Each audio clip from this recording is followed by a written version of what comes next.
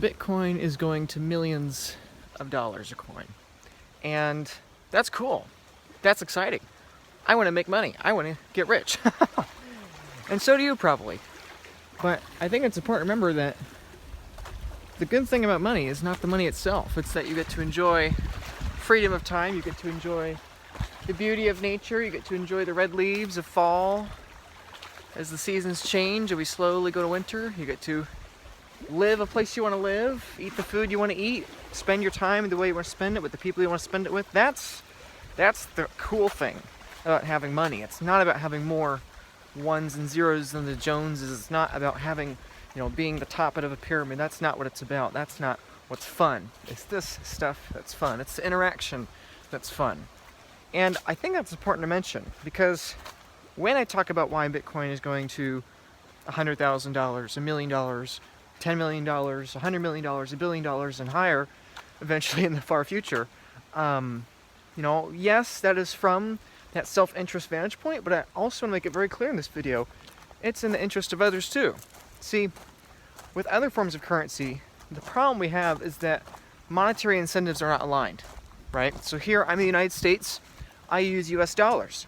People elsewhere in the world that don't US dollars, my economic interest is inherently not fully aligned with theirs. It's partially aligned because innovations I make help them and innovations they make help me and vice versa. But on the other hand, my country's printing of political currency units, my country's ability to create monetary energy out of thin air and just distribute it throughout the world, that's not aligning our incentives. And so the problem is that I directly benefit at the direct expense of other people. Washington, D.C. and the Federal Reserve, they print the currency units and then they give them to the banks. And then the banks give them to the landlords and the investors. And the landlords and investors, they go to American middle class and then the American lower class.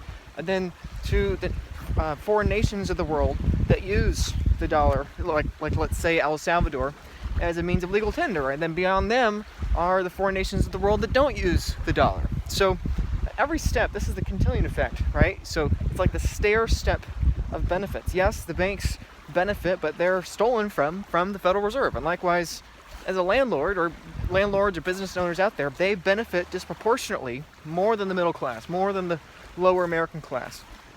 But they're being stolen from the big banks. And likewise, the American middle class and lower class feels slighted and feels stolen from. And it's true, they are. But it's also in their best interest that they're stolen from at a slower rate than the people below them. And so the horrible irony when you have political currency and you have this kind of debasement in the fractional reserve, everyone's a victim, but also everyone's a perpetrator. Everyone wants to keep it going. Everyone wants to elect people that will keep it going because none of us want to deal with the negative consequences of our actions. And so, what's the human cost of this? It's hard to say, but it's probably a lot. And it's probably a lot more than we want to think about. Every year, or at least in recent years, about 5.1 million people have died every year from inadequate temperatures.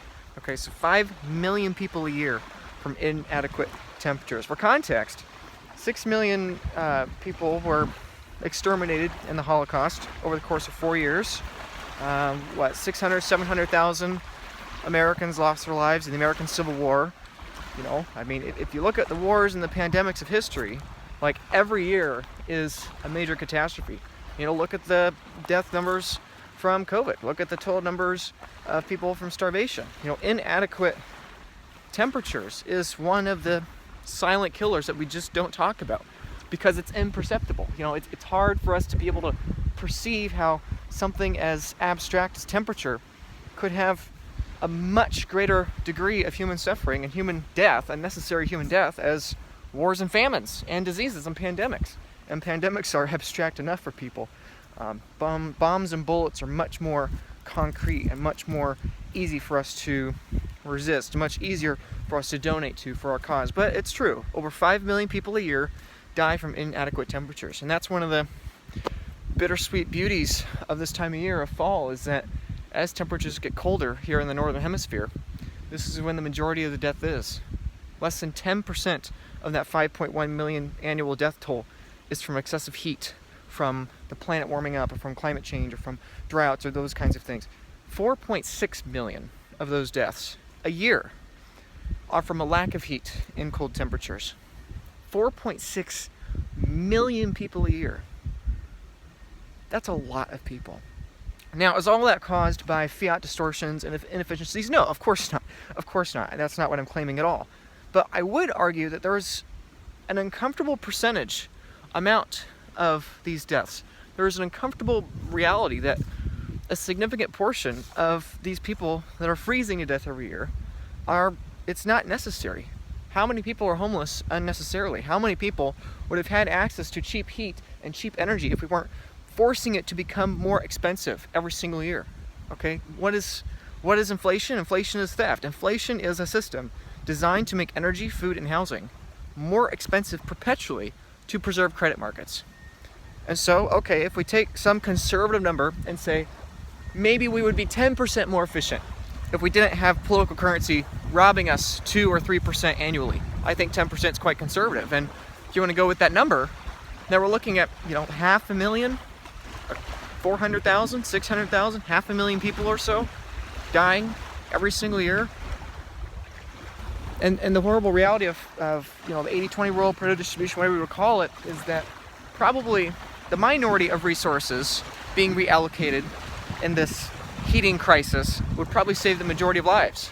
So perhaps it's even more. Perhaps it's 1 million people a year that are dying, freezing, needlessly, because our economic incentives are misaligned, because our global means of communicating energy is misaligned.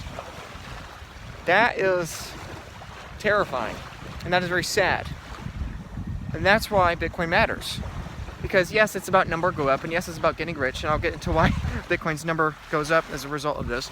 But it's important to remember that Bitcoin is number go up because Bitcoin is energy go up. Bitcoin helps people have increased productivity, has increased consumption of energy. And so if you want to have a brighter future with more and more prosperity, I would argue that one of the most efficient ways for you to possibly do that, and perhaps even the most efficient way for you to do that, is via advancing Bitcoin, is via advancing a monetary network that is going to communicate value to all people across the planet decisively, effectively, and accurately. You don't have to communicate value through a political lens. You can just communicate directly peer-to-peer. And that's the amazing thing. And so why is Bitcoin number go up? Why is Bitcoin going to let's say $4 million? It's because, what if it saves 400,000 needless deaths a year to freezing? It's like, what's the value you're going to put on that? Okay, if Bitcoin could save in coming years or decades 400,000 lives a year, would you say that Bitcoin per coin should be at least worth $4 million? This is one of the exciting things. Like, this might sound like hyperbole, this might sound absurd, but I talked to multiple companies that are working on solutions to bring cheap energy to people. Okay, again, the main problem here is not a lack of energy. The problem is that energy is getting more and more expensive perpetually year over year. And these companies are innovating ways to incorporate Bitcoin mining into heating people's homes. So if heating cost is here, and they need heating costs down here in order to be able to afford it, to reduce the number of illnesses and reduce the amount of sickness in their community or in their household, well, by incorporating Bitcoin mining and leveraging that heat and leveraging that energy source to make it a little more profitable and just reduce the margins a little bit, suddenly you bring down the margins and millions of more people, hopefully, at least that's the vision, millions of more people are able to have even cheaper energy. And if millions and millions more people have cheaper energy, you just do the math out, even if only 1% of them are in extreme high uncertainty scenarios, well then, perhaps you literally could be saving lives by incorporating Bitcoin mining with regular energy sources. And so, yeah, Bitcoin is number go up because our debt spirals out of control, because we'll continue printing currency units out of control, and because we can't get it back in control. It is this addiction, and we have to keep delaying the addiction to keep it going. We have to keep avoiding the consequences of our actions. We have to keep kicking the can down the road. We have to keep saying to ourselves and believing the lie that we just steal a little bit more productivity from tomorrow, that's okay, we'll still have a future. But my fear, my encouragement there, depending on your perspective, my fear for those still in political currency and my encouragement for those within Bitcoin is that if we keep inflating, if we keep debasing tomorrow for the sake of today, eventually we have no future, right? That is the fear of hyperinflation. That is the destruction of a currency. You keep destroying tomorrow at a perpetual ever event, because that's what debt is. You're borrowing tomorrow for the sake of today's consumption, and if we keep doing that perpetually, we will do that until there is no future remaining. And that is where not only are we talking about the 5.1 million people needlessly dying a year from inadequate energy, inadequate heat and cooling, but then if we have that kind of catastrophe, then we're looking at some number significantly larger. And so, yeah, Bitcoin's going up, Bitcoin's going to millions because we're printing more and more currency units. And so pricing Bitcoin in terms of those failing currency units means that Bitcoin is inherently number go up technology as long as it survives and as long as it remains secure. But the much more exciting reason, the much more optimistic reason, the much more beautiful reason, again, like I was saying at the beginning of this video, is not the numbers. It's not the numbers that's important. It's the beauty. It's the things in life that we value and we treasure. It's the people. It's the whole point. And so the more fundamental, the more exciting reason that Bitcoin is going to millions of dollars is not because, oh, we're just going to keep printing more numbers and then Bitcoin is just going to keep skyrocketing up into the right forever, Laura.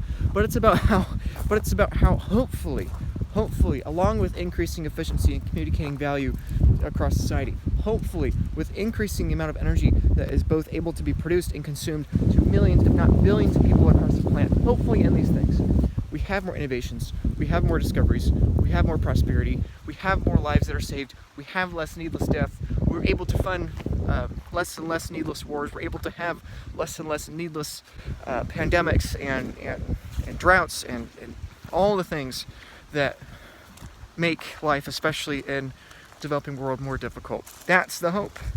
And I hope we're right. And that's why I think you should consider buying Bitcoin. It's not just to preserve yourself against the death, decay, and destruction of debasement, but it's about helping others as well as helping yourself and your future children. You know, it's in the best interest of your children that you help the children of tomorrow in some foreign country that you don't know. And that's what Bitcoin does. You know, right now it's hard for us to see, because we're looking through the political currency lens, how helping a child that isn't even born yet, or is not going to be born for another 20 years in some foreign country that we can't point on a map or can't even name, how is helping them going to help me and help my kids? You know, it's hard for us to see that because as we print money and we dump our money onto them in exchange for their natural resources, in exchange for their GDP, in exchange for their labor, it's hard for us to perceive that. But with Bitcoin, being able to neutralize the playing field, neutralize the monetary playing field, suddenly it becomes a lot clearer. And you realize that, yeah, as long as Bitcoin remains secure, as long as Bitcoin survives, and as long as we think that the future of global humanity is ideally brighter and hopefully more innovative and has a greater amount of energy, cumulative and per capita, then yeah, Bitcoin should just keep appreciating indefinitely. Forever. Right now, 500 million people, or 1 in 16, have property rights like I do, filming on a supercomputer in this beautiful place in America. But 15 out of 16 don't have that. And so my hope is that we could change that. What if we could double that in the next couple decades? What if we could triple that or quadruple that? That is what's exciting. And that's why Bitcoin, hopefully, is going to millions and eventually billions of US dollars per coin.